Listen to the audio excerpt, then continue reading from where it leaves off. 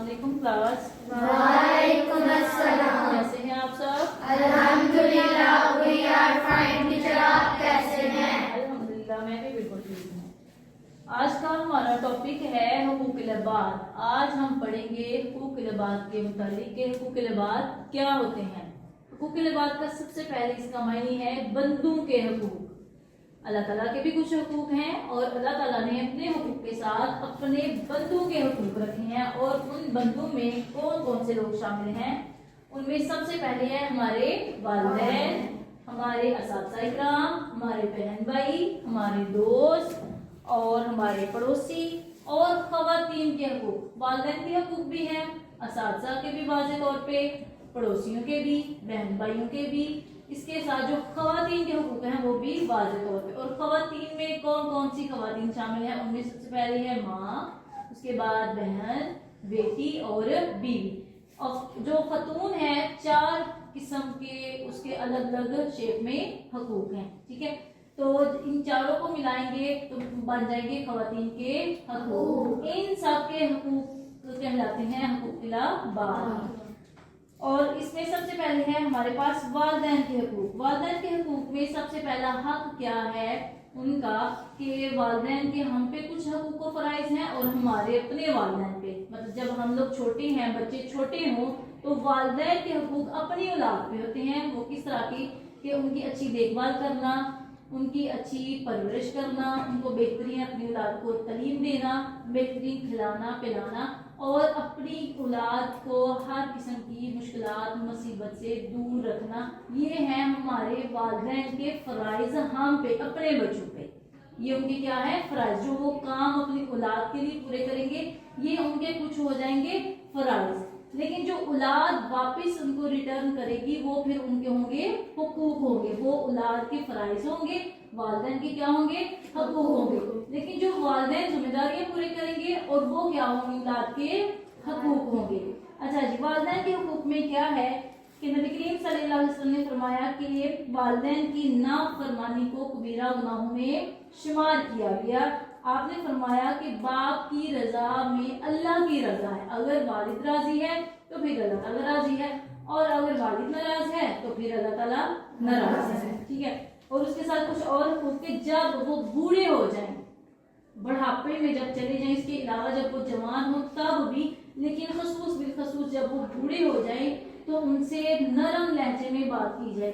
बाज़ दफ़ा उनको एक दफ़ा बात की समझ नहीं आती क्योंकि उम्र हो चुकी होती है, वो बूढ़े हो चुके होते हैं और वो अपनी जवानी गुजार चुके होते हैं, मुख्तलिफ किस्म की उन्होंने मुश्किलात देखी होती हैं। इसी हिसाब से उनकी ह्यूमन सेंस जो है वो थोड़ी सी डाउन हो चुकी होती है। इसलिए जब वो बुढ़ापे में पहुंच जाएं तो हमें उनको अच्छे तरीके से बड़े प्यार से कोई भी बात बतानी चाहिए, समझाना चाहिए। अगर वो एक बात को बार बार भी पूछें तो हमें बार बार ही बताना चाहिए, क्योंकि जब बच्चे छोटे होते हैं तो जिस बात की उनको समझ नहीं आती वो भी अपने वालिदैन से बार बार पूछते हैं कि मम्मा इसका क्या मायने होता है, या ये चीज क्या होती है, ये चीज क्या होती है, बार बार बच्चे सवाल करते हैं ना। तो जब बच्चों के बार बार पूछने पे वालिदैन उनसे तंग नहीं होते तो फिर बच्चों का ये फर्ज है कि जब वालिदैन बुढ़ापे में पहुंच जाएं और जिस चीज के बारे में या जिस किसी बात के बारे में वो बार बार सवाल करें तो बिल्कुल नहायत धीमे लहजे में बड़े प्यार से अपने वालिदैन को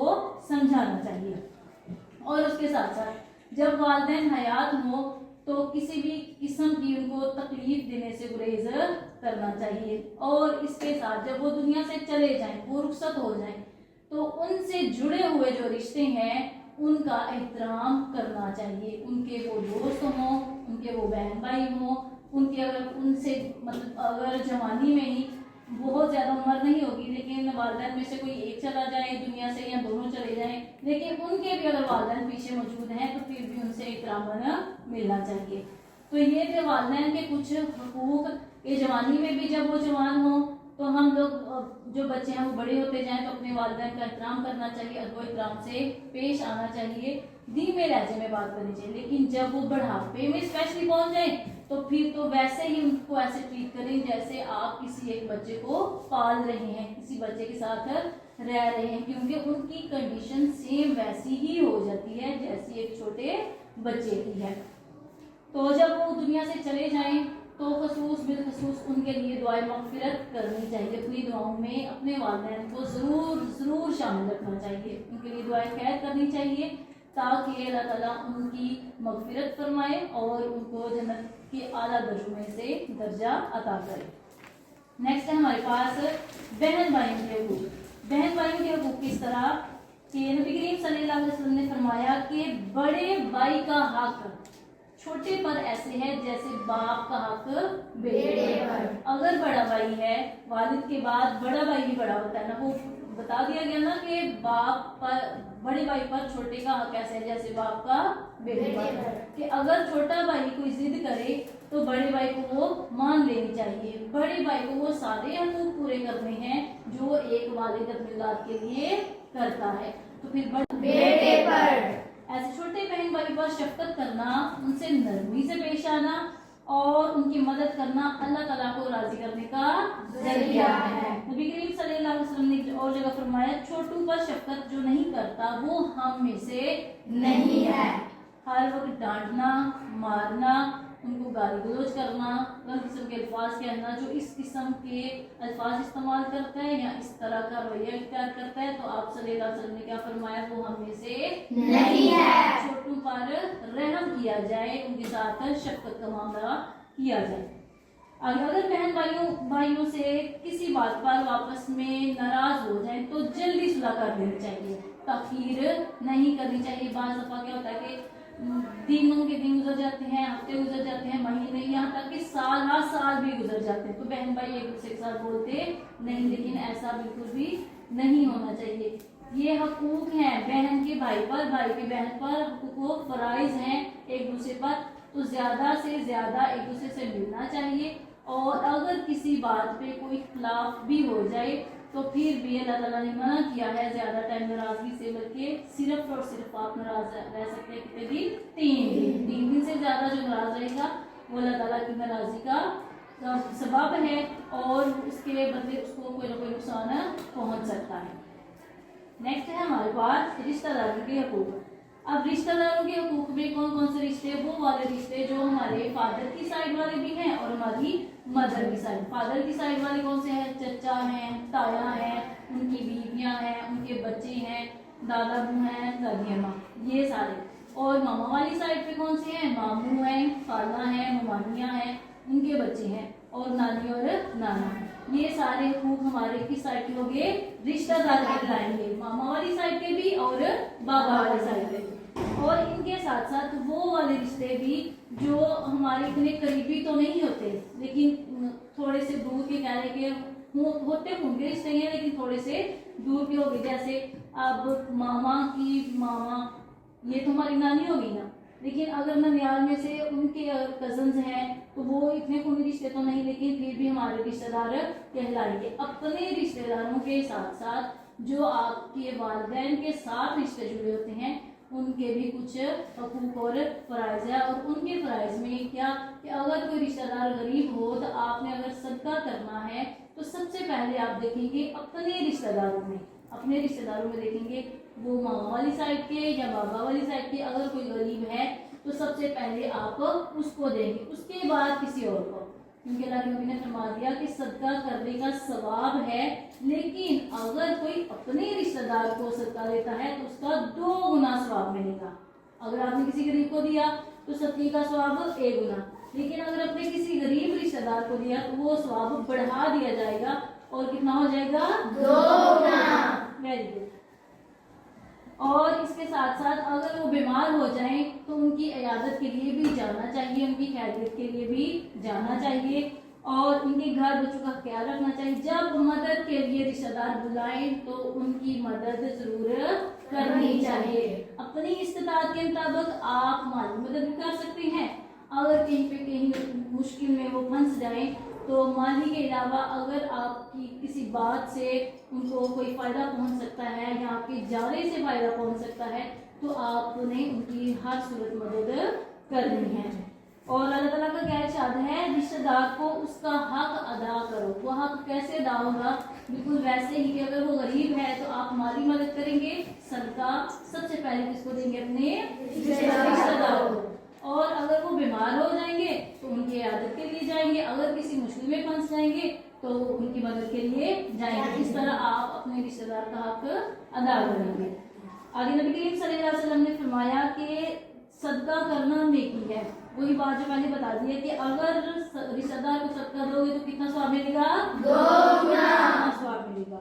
और फरमाया कि रिश्तेदार के हकूक अदा ना करने वाला जन्नत में नहीं जाएगा।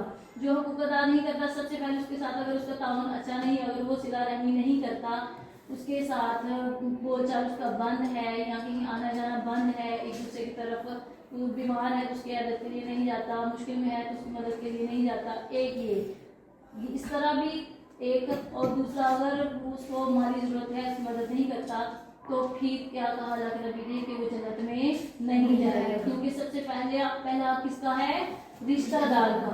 सुलह रहमी भी करनी है। अगर आप नबी करीम ने सल्लल्लाहु अलैहि वसल्लम ने फरमाया कि अगर कोई इंसान ये चाहता है कि उसकी जिंदगी भी दराज हो, उसके रिज़्क में भी बरकत हो, तो वो अपने रिश्तेदारों के साथ सिला रहमी करे, मतलब अच्छा ताउन करे, उनके साथ अच्छा सलूक करे। तो अगर वो कोई उनके हकूक अदा नहीं करेगा तो वो जन्नत में नहीं जाएगा। इसी तरह आप सल्लल्लाहु अलैहि वसल्लम ने फरमाया कि नेक्स्ट फिर ये कि रिज़्क में वुसअत और उम्र में बरकत के लिए क्या करना है? सिला रहमी है और अपने रिश्तेदारों के हकूक अदा करने हैं।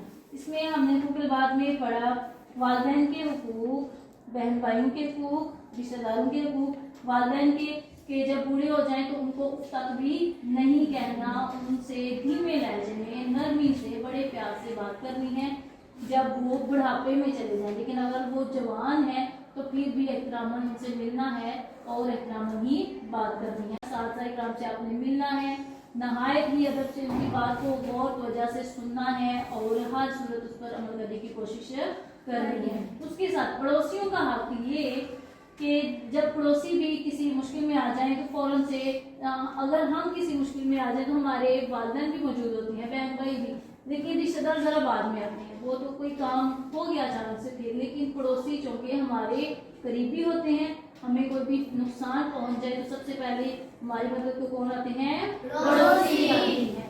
तो अल्लाह नबी ने ये कहा कि पड़ोसियों का अल्लाह ताला ने इतना हक रख दिया कि मुझे ये डर था कि कहीं पड़ोसी को जायदाद में से हकदार ना बना दिया जाए, कि आपने अपनी पड़ोसी के साथ बुरा बर्ताव नहीं करना, अच्छे तरीके से खलूस से पेश आना है उनसे। अगर आप कुछ भी कोई चीज़ बनाते हैं खुशी के लिए तो उनके घर लेके जाएं, तावन बढ़ाने के लिए, एक दूसरे के साथ अपने ताल्लुकात को मजबूत करने के लिए दूसरों के पास बैठा करें, उनसे अच्छी गुफ्तगू किया करें। और ये कह दिया कि इतना हक रख दिया, इतना हक कि ये डर था कि कहीं पड़ोसी को जायदाद में से हकदार ना बना दिया जाए। उसके साथ साथियों के हकूक के हमारे साथी ये हो सकते हैं, जिस तरह आप लोग स्कूल फेलोज हो, ये भी साथी हैं। अगर इस दौरान किसी चीज़ की ज़रूरत हो तो एक दूसरे के साथ चीज़ें शेयर करना, ये नहीं करना कि बस अगर किसी ने लिया तो वो रख लेंगे बस, नहीं, वापस भी करनी है। तो उसके साथ जब कहीं सफ़र कर रहे हो, लोकल सफ़र कर रहे हो, किसी गाड़ी में, किसी बस में, जो आपके साथ लोग बैठे थे वो भी साथी होते हैं, वो भी सफ़र के साथी होते हैं। अगर उनको भी कोई मुश्किल आ जाए, किसी चीज़ की ज़रूरत हो, तो आपने उनकी मदद हरगिज़ करनी ही करनी है, ज़रूर करनी है, ठीक है। और ख़वातीन के हकूक में कह दिया कि माँ क्या है? जन्नत है, मतलब माँ के कदमों तले जन्नत है। अल्लाह ताला ने माँ की सूरत में औरत का इतना दर्जा रख दिया कि माँ के कदमों तले जन्नत है। और अगर बेटी कहा तो बेटी को क्या कह दिया? ये रहमत है, जिस घर में बेटी होगी वहां पर रहमत ही रहमत होगी। तो ये थे ख़वातीन के हकूक। और हुकूकुल बाद का सबसे पहली पानी क्या है? बंधु के हकूक। उन हकूक में कौन कौन है? हमारे वालिदैन, के, असातिज़ा किराम के और ख़वातीन के हकूक, ठीक है। अच्छा, मुझे किसी से नाराज रहने की ज्यादा से ज्यादा हद क्या है? 3 क्या हद है? 3। माँ बाप की नाफरमानी को करार दिया गया है। कौन सा गुनाह करार दिया गया है? और हम पर सबसे पहला हक किसका है? वालिदैन का। रिश्तेदार को सदका देने से कितने गुना सवाब मिलता है? 2 गुना। Very good. ये था आज का हमारा जो उन्वान था हुकूकुल बाद। इसके कल आप इसका मनी और वालिदैन के हुकूक लर्न करके आएंगे, ठीक है।